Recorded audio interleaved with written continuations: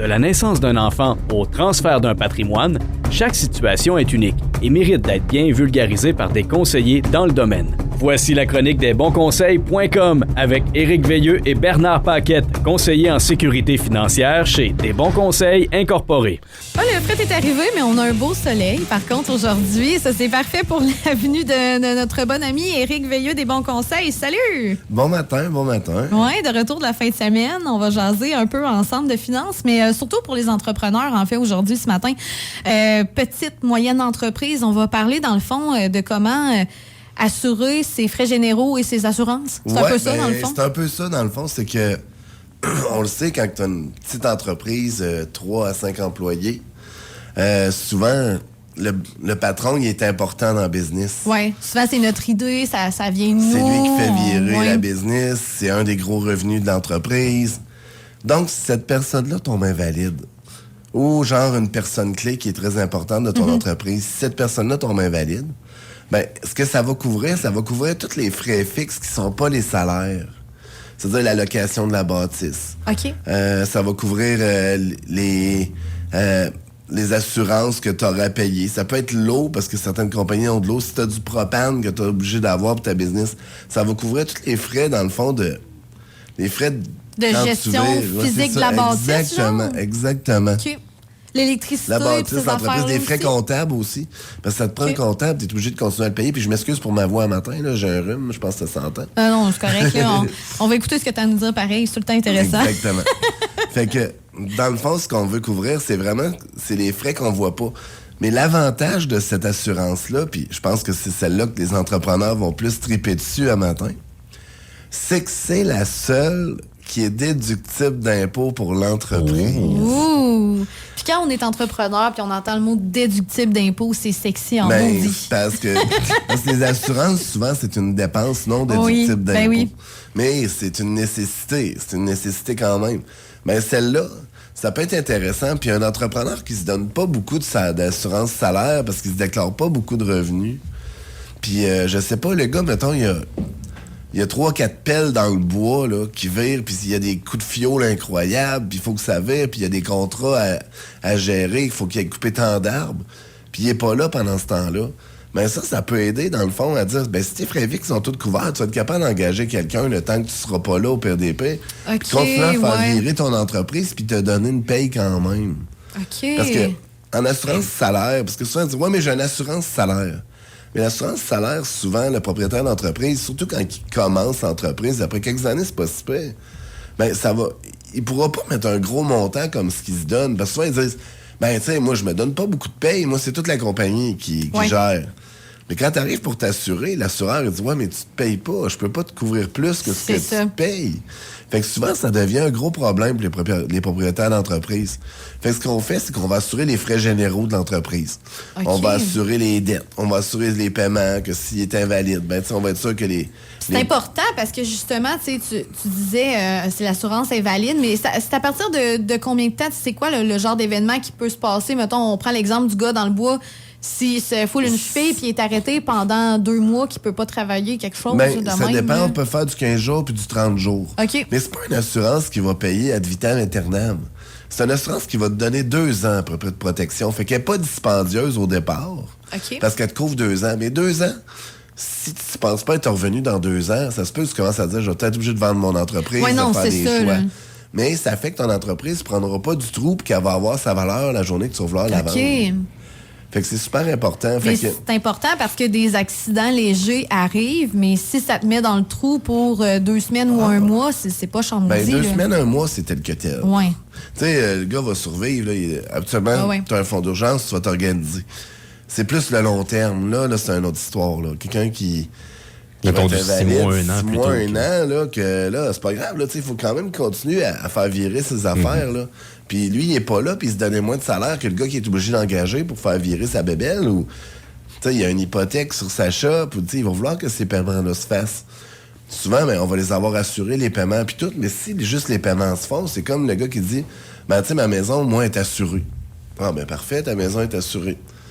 Mais l'hydro, les taxes, les ci, les ça, tu vas les payer avec quoi si t'as pas de revenus? Ben, c'est comme l'assurance salaire de ta compagnie, si tu veux, dans un certain sens. OK, ouais.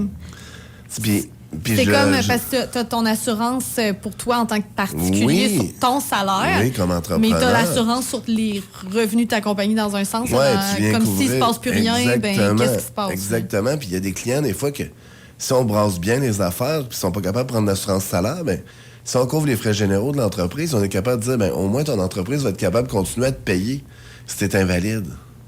Puis tu sais, c'est vraiment du 2 ans qu'on donne. C'est pas super long, mais ça vaut la peine. Okay. Après ça, ben souvent, ben tu sais, il y a comme une espèce de... Il y a 2-3 assurances qui sont le fun pour des compagnies, parce que justement, on joue l'impôt. Puis je pense qu'il y a personne dans son auto un matin qui dit « Caroline, que j'aime ça donner 48% de mon revenu au gouvernement. » C'est tellement plaisant, ça fait mon année. Ils se disent, au moins, on a des beaux chemins, nos ponts sont à jour. Le système de santé va bien, c'est très accessible, c'est facile, c'est fun. Quand il existe ce genre d'affaires-là, puis nous autres, chez les bons conseils, ben, on a des structures, justement, que pour un propriétaire d'entreprise, on va dire, ben regarde, ça va coûter, mettons... tu sais, j'ai des clients, là, ils vont mettre, mettons, 1000$ par mois dans le contrat d'assurance par la compagnie. En maladie grave. Fait que devenant qu'il y a un cancer, un ACV, une crise cardiaque, pontage coronarien, tu sais, une maladie grave... Ben, advenant cette maladie-là, on va verser dans la compagnie, mettons, 1 demi-million. Fait que ça, 1 demi-million, là, ça te laisse le temps de te revirer de bord un peu. Pas mal, oui. Par contre, il y en a qui se disent, ouais, mais moi, si je suis pas malade, tu sais, si je l'ai pas en maladie, je vais avoir payé ça pour rien. Non. Ce qu'on peut faire, c'est qu'il existe un programme qui s'appelle le Split Dollars, la prime partagée. La compagnie paye la partie assurance maladie grave. Puis le propriétaire de l'entreprise, lui, c'est comme s'il dit, moi, je vais mettre de l'argent de côté. Tu payes la partie remboursement de prime de ton contrat. OK. Au bout de, mettons, 15 ans, ou dépendamment comment on a fait le plan, parce que le but, il ne faut jamais appauvrir la compagnie. Non, c'est sinon, ça devient un avantage imposable. Bon, à la 15e année, mettons, tu dis, bon, mais moi, genre, je suis sur le bord de fermer ma compagnie, ou, tu sais, j'appauvris pas la compagnie. Ben, tu peux sortir tout l'argent que ta compagnie a payé, les primes que la compagnie a payées. Ben, c'est le propriétaire de l'entreprise qui va la chercher net d'impôt. OK. Parce qu'il a payé une partie qui est au privé, qui fait qu'il n'y avait pas... Tu sais, qu'il n'approuvissait pas la compagnie à faire ça. Vu que c'était en son nom qu'il payait. Il était à son nom, lui, il payait la partie remboursement de prime. Fait qu'imagine, j'ai un client dernièrement, c'est pas moi qui avait vendu le contrat, c'est une clientèle qu'on a acheté. Le monsieur est allé chercher 487 000 d'argent de poche.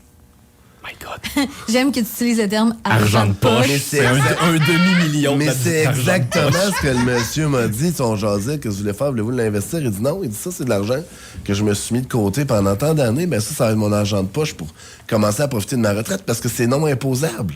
C'est de l'argent net qui vient de rentrer. Là. Fait que tu as réussi à sortir de l'argent de ta compagnie légalement, sans payer l'impôt, mais si t'est arrivé le pire, la maladie grave, mais tu recevais quand même le demi-million, le 1 million que tu étais assuré pour. Puis là, on parle à 1000$ par mois, mais ça peut être à 150$ par mois, dépendamment de la grosseur de l'entreprise. Ouais. Mais tout ce que je veux dire, c'est que... aussi, là. Exactement. Puis tu sais, il n'y a pas de recette magique. C'est encore, comme je dis tout le temps, chaque compagnie a ses besoins. Mais c'est tellement intéressant de dire qu'au bout de 15 ans, tout ce que tu as mis là, te revient dans tes poches. Net d'impôt. Ben, ça permet une pré-retraite ou ça permet juste de dire, ben tu sais, le fameux cash-down sur le chalet que je voulais il y a 15 ans, ben là, je l'ai aujourd'hui. Moi, tout ce que j'ai retenu, c'est Rose, fais une compagnie, puis plus tard, tu vas avoir 487 000 en argent. Ouais, mais je pense que le monsieur, entre les deux, probablement qui a travaillé jour et nuit, 48 heures sur 24, puis c'est ça. C'est instantané, voyons, là. Ouais, ben oui. c'est comme sur TikTok, Esther, achète-toi un bloc, tu vas en avoir 28 000 portes au bout d'une semaine. Ouais, non, tu vas faire ton argent. Ça fait pas de sens. Il y en a, mais tu sais, on le voit, ceux-là qui sont habitués d'en faire. Même eux autres disent que c'est plus tough présentement. Ben oui, ça, imagine, pour quelqu'un de non habitué à tout ça. Là, c'est pas s'il y a des frais qui se rajoutent toujours, mais c'est bon d'avoir une bonne planif, puis c'est bon de commencer pour l'entreprise, même si c'est à son année 3, 4, 5, de commencer à penser que ta business, ça se peut que dans 15 ans, elle avale de quoi? Puis pourquoi tu commencerais pas à dire, je vais commencer à sortir de l'argent de ma compagnie aujourd'hui? Maintenant, le chiffre magique, c'est quasiment 45 ans. 45 ans, à 60 ans, tu sors tout l'argent que tu as mis dedans. Tu sais, t'es pas encore à la retraite, mais t'es pas loin quand même. Là. Ça Vraiment? peut permettre de ralentir puis de commencer à former ta relève puis de dire, ben regarde, moi, je vais me tasser doucement. C'est pas grave si la compagnie ne me donne pas le gros salaire comme c'est là. Quand je vais la vendre, j'aurai bien le risque, mais en attendant, mais je vais laisser la relève. Parce que tu as de la liquidité, c'est un peu une façon de dire, ben, je vais gérer ma relève pour plus tard aussi. Là. Les gens qui sont entrepreneurs ont souvent du leadership, sont bons avec les gens, ils ont des skills sociales, sont super créatifs aussi pour avoir l'idée de partir ton entreprise. Mais des fois, ce ne sont pas des experts en finance, puis ça prend un bon coach. Puis des fois, il y a des choses aussi auxquelles on pense pas, même si on est bon en finance.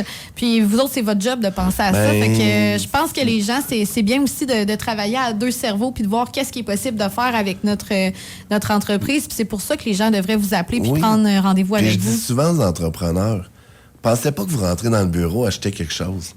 Venez bien plus me parler de votre business.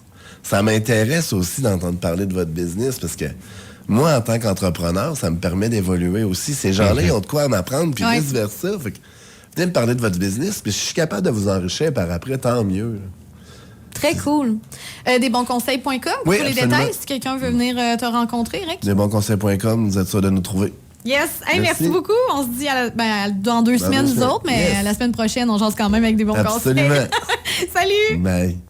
Desbonsconseils.com vous a été présenté par Éric Veilleux et son équipe située au 135-25 boulevard Lacroix à Saint-Georges. De la naissance d'un enfant au transfert d'un patrimoine, différentes stratégies s'offrent à vous. Parce que chaque situation financière est unique. Vous devez vous assurer d'en tirer le maximum. Notre équipe d'expérience est là pour vous donner les bons conseils dont vous avez besoin. Communiquez avec nous au 228-72-24 ou desbonsconseils.com.